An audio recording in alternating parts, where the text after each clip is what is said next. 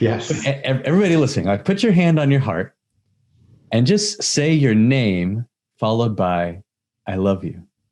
And so I would say, Scott, I love you. For me at the time, I felt like, wow, I'm the only one in the world who feels like this, is literally how I felt in that moment. And it was almost tragic, right? I had suicidal tendencies as a teenager. Sun is coming up, are you ready to go? We can take it right, we can take it slow, yeah.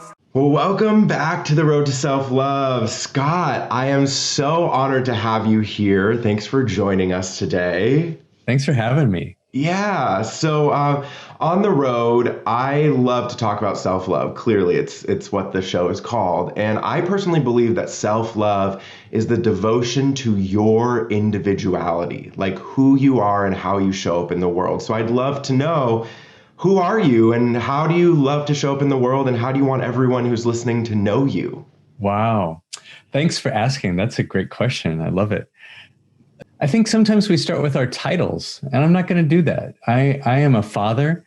I am a husband. I have 2 wonderful kids. I'm a brother. I come from a family of 5. I grew up on a farm in Kansas, and all of those experiences have led me to today, where my day job is I'm the head of mindfulness and compassion at LinkedIn. But the who I am, I would say I am an unrelenting optimist. That's how I want to show up in the world. And I'm an ambassador for compassion. How about that? I love that. That's ambassador for compassion and an optimist through and through. That really resonates. And I think the world really needs that, especially self-compassion. So, I mean, first of all, your day job sounds so cool. Like, I didn't even know that was a thing. And so how did you get How did we get there? Like that? How did you get there? Yeah, let's have the origin story, the journey. Sure.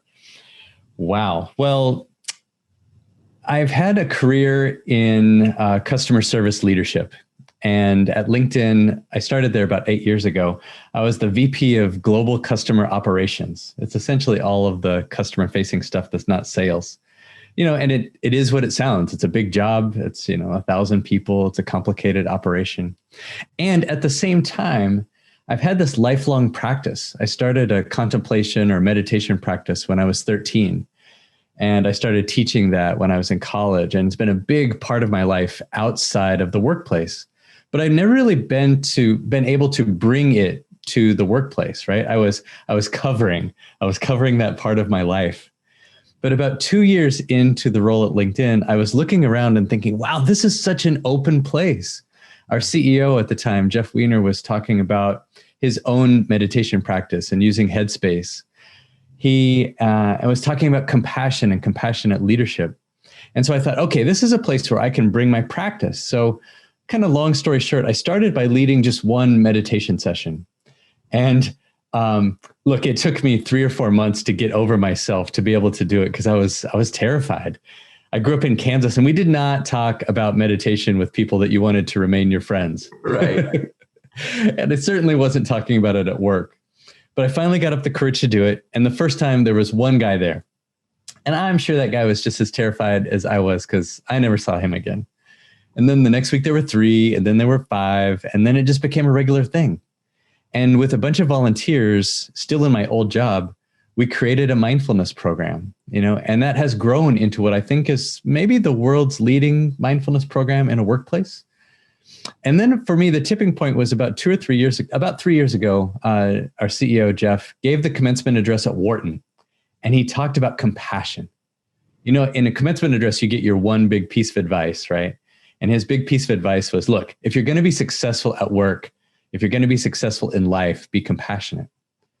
And then the next 2 or 3 days, the next 2 or 3 times he's on TV, that's all the reporters want to talk about as well, as compassion in the workplace.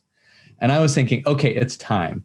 Because it's awesome that we're talking about it. But if we send 15 or 16,000 people back to their desk with this message that compassion is the most important thing, like, what does that mean? Or do we even know what it means? And so I made a pitch to him and to the head of HR and essentially created this role, head of mindfulness and compassion. So happy to talk more about it, but that's how we got there. Why don't you define self-compassion? Wow, define self-compassion. Come on, we've got a lot of time. That's a big one. Okay, well, here's how I define compassion, and let's see if it fits for self-compassion. I think of compassion in 3 parts. The first is awareness, being aware of another person. The second one is mindset, having a mindset of wishing the best for them, or a mindset of kindness.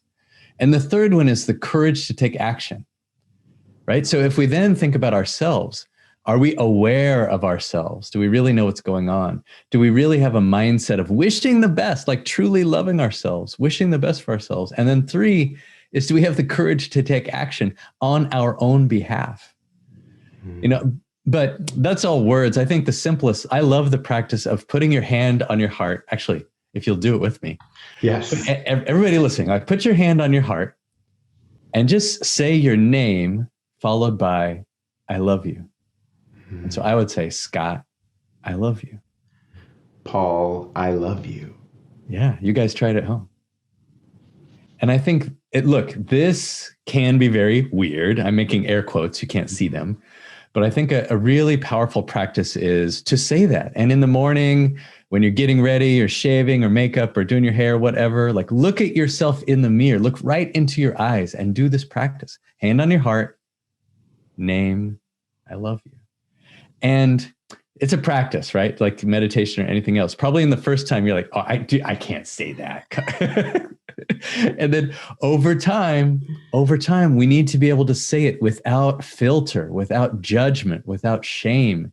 And when we can say it fully, like we say it fully, but we also receive it fully, that's self-compassion.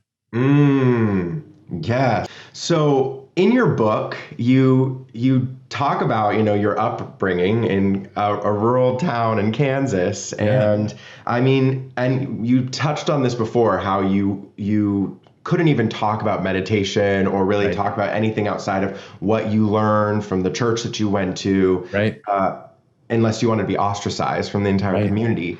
So I know that there are a lot of people who are listening who have a full body yes around something that is totally contradictory to everything around them.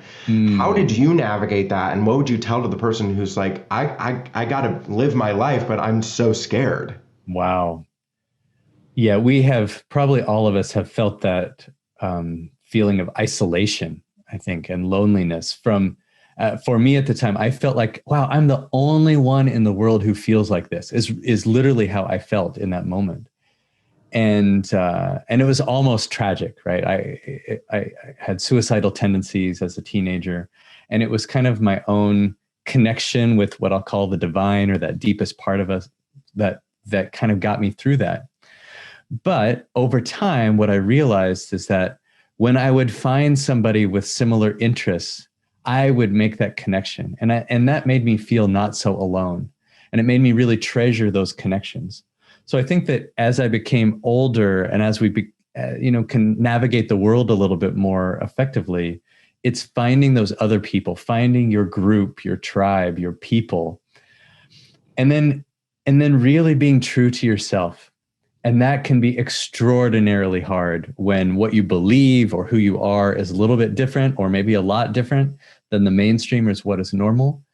But it's going back to that practice that we talked about before, hand on heart, eyes to eyes, and saying, I love you. And that's a way for us to kind of build that strength until we find someone else that we can look into their eyes and say, hey, I love you. Okay. It's just like, I'm getting all the full body yes vibes right now. This I'm just like, you know it. And it's once again so exciting to see you doing this work and sharing this message in your book. I'm feeling really called, and if you don't feel comfortable doing this, would you be willing to lead me and the audience in a quick little mindfulness meditation? Totally. Cool. How long, 3 or 4 minutes? How long do you think? Yeah, that's perfect. All right, let's do it. Well, thank you. Yeah. Well, let's just take a moment to get still. You can find yourself a comfortable but alert position. taking a deep breath in all the way and then letting it go. And feeling your body settle. And when your body settles, you can start to feel your mind settle as well.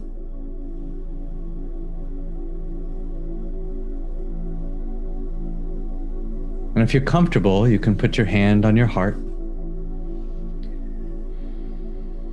And first just feel the gentle rise and fall of your hand on your heart with these deep breaths. You know, when we greet a loved one, we give them a hug. And that hug in our physical bodies releases oxytocin, and it gives a soothing effect. We're soothed by hugs. But by ourselves, just this hand on our heart has the similar soothing effect. So feel soothed by your own hand on your heart.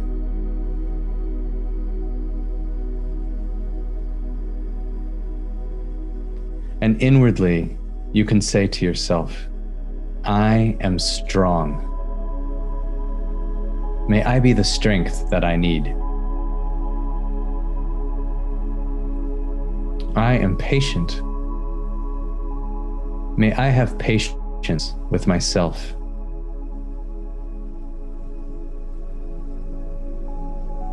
I am compassion. May I have compassion for myself. I am creative. May my creativity, my spark, shine. And I am love. May I give myself love unconditionally. And may I give others love unconditionally.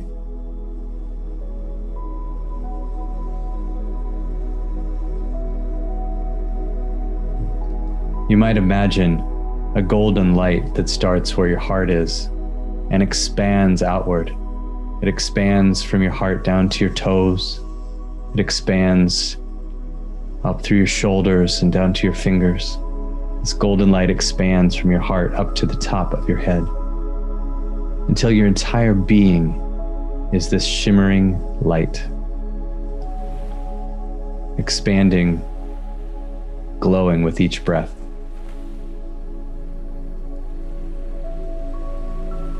This is the real you,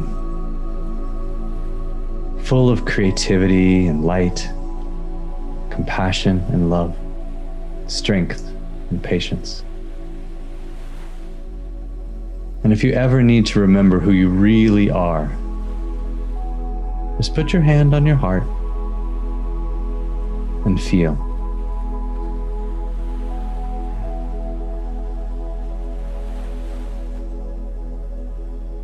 And when you're ready, return your attention back to this moment. You can stretch your shoulders, open your eyes if you like, and come back to now.